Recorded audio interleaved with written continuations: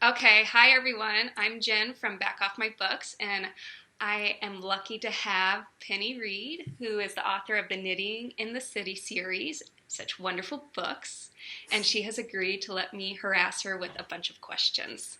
How are you doing, Penny? I'm doing fantastically, thank you. Awesome. Okay, now this first minute, I'm going to hit her with a bunch of kind of rapid questions that have nothing to do with her books or anything, and see what she has to say. So, Okay. what's the most out of character choice you've ever made? Uh, Probably getting married. Okay. Yeah. What's going to be carved on your hypothetical tombstone? Um, she's dead.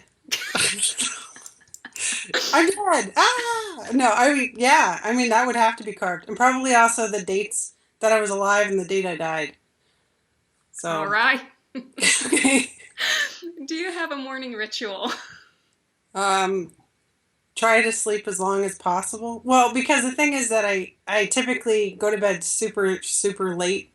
And so my morning ritual is, I guess, well, like peeking at the alarm and going back to sleep for 5 minutes and peeking at the alarm and going back to sleep for five What time minutes. does your alarm first go off? 5:30. Oh, okay. Oh. Do you believe in magic? And if so, when have you felt it? I do believe in, well, I don't know if you would call it magic, but I do believe in things that we cannot explain via science, and that's okay. I think that's good. That there are some questions that are not answerable, and it could be that they're not answerable right now, or and that we will discover it later. Much like in the Middle Ages, if they saw a car, they'd be like witchcraft, witch, ah. So, you just never know. But I do believe that there are things that we may never be able to explain. So All I hope that right. helps. Okay. What are you bored of? Not having enough time. Not having enough time to get everything done that I would like to get done, and not having superpowers. I'm bored I know what's of up with not. that. Yeah, that's not fair. X-Men gives you watch that and you're like, when am I going to mutate?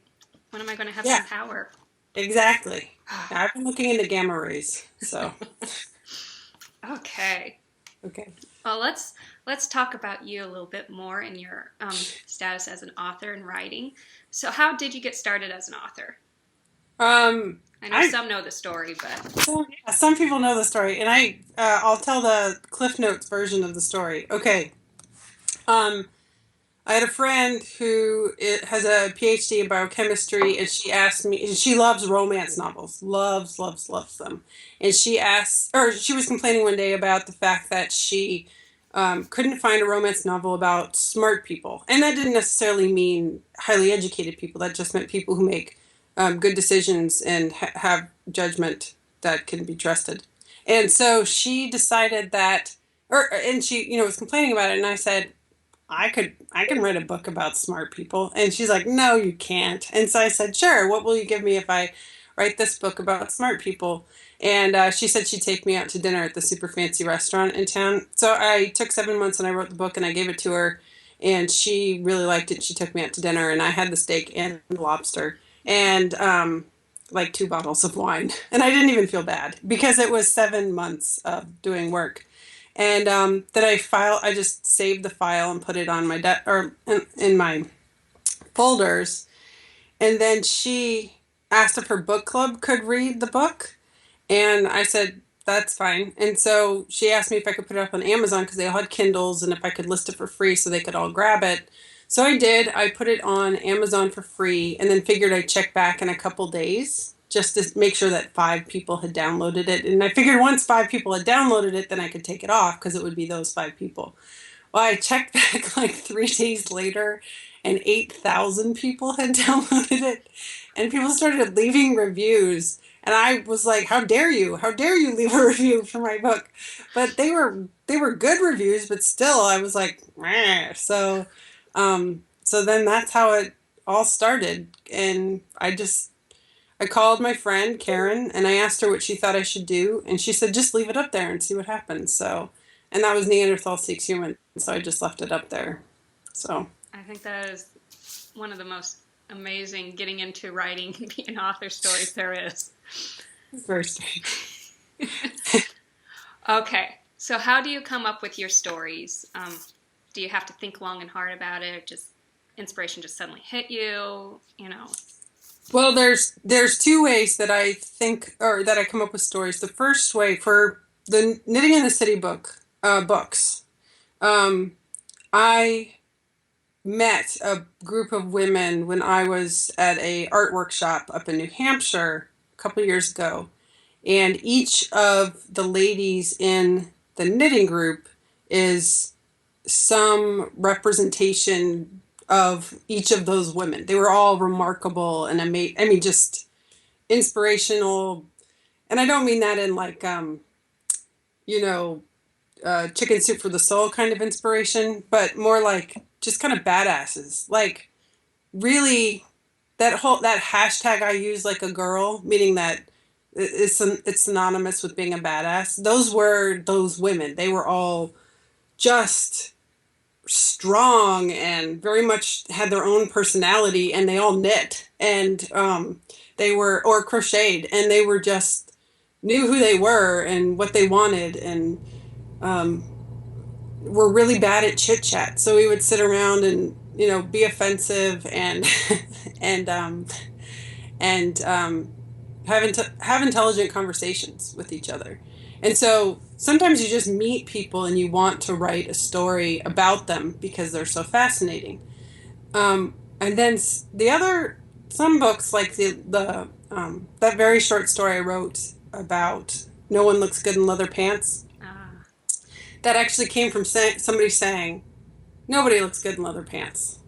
And I was like, you're right. Nobody looks good in leather pants. I mean, even people who look good in leather pants don't look good in leather pants. And so it just was kind of this phrase, and I built the story around, that particular phrase. So sometimes I'll hear things, and I think recently somebody said, it's not like we have a cigarette tree. And then like a story came to me about, what if one day you woke up and there was a cigarette tree in your backyard? Like, how would you feel? And I don't mean like a tobacco tree. I mean like packs of Marlboro cigarettes growing off of the tree, or maybe there's also menthols. I don't know, but what would that encompass? So, oh, wow.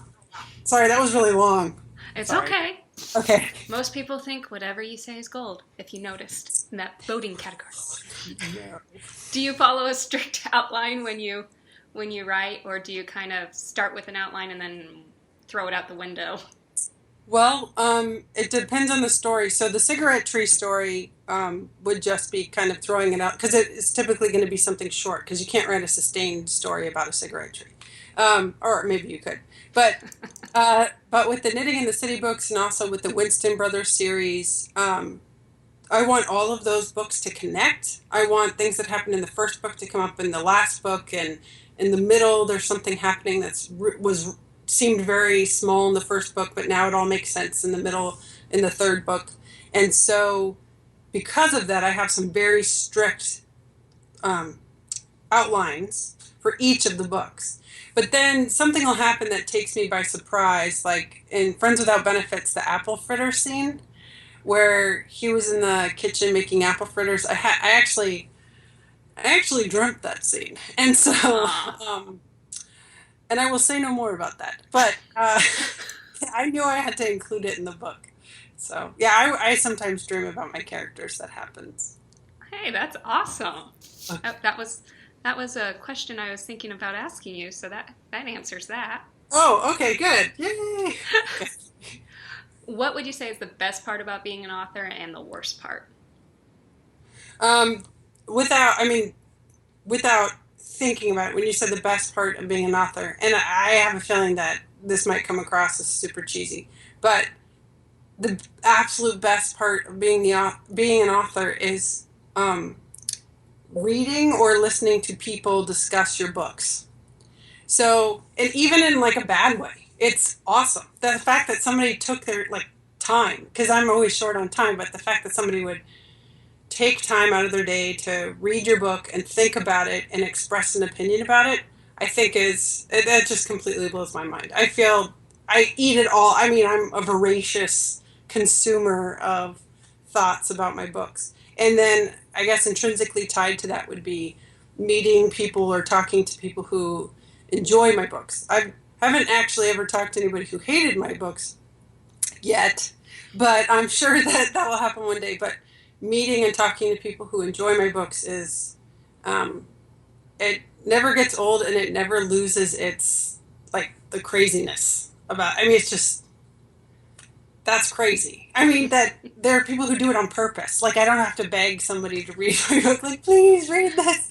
Like, they're doing, I just, it's madness. Anyway, so then the worst part about being an author is that that's not all I do. And I get frequently distracted in other situations where maybe it's not a good idea to be distracted. And although I don't ever see myself being an author and that's all that I did, and I don't mean that, I mean, being an author is like a big job. If you do it right, it's a big job. So I don't mean that like, and that's all that I did. But if I didn't have other pursuits that I also did, I don't ever see myself doing that. But in a fantasy world, I guess, it would be really nice to be able to just do that, to dedicate all my time to it. My foot is falling asleep. I'm sorry. Okay. Okay, because time-wise, we are running low. I want to make sure I ask this question. The Sharks asked that you give an update on the interest in the Neanderthal Seeks Human movie. Oh, so according to my agent, that whole process takes like 18 months. So it was initiated over the summer, and then I know that some emails went to a film producer recently, and that's kind of where it is. So it's, and also my understanding is that the rights typically get sold multiple times before the movie or the show or the TV show is ever made. And for example, I think Outlander was sold something crazy like 5 times before it was actually made. So it's just like one of those ongoing, I mean, I think unless you're selling $90 million, 90 million books a year, and people are really crazy waiting for the movie, like Yeah. Harry Potter or something like that, then you're probably going to, Have a you're wait. yeah, you're probably going to, maybe our grandchildren will see it. All right. Well, I don't want to keep you too much longer, and I want to thank you for agreeing to letting me harass you. No And problem. on our way out, someone asked if you'd be able to make your shark face. My shark face. Do I have a shark face? I don't know. Do you? I could do one. I guess they have their mouth open really, and then they have like fins. So I'd have to put fins back here, right? Like this. And then, wait, can you see that? Oh, there we go. Now I can. I have a sad fin. That fin makes me sad. I'm looking for a tool. Okay, I guess I would do this. Okay, and then go, ah, like that. Perfect. Thank you so much. No problem. All right. Thank you, Penny. Bye.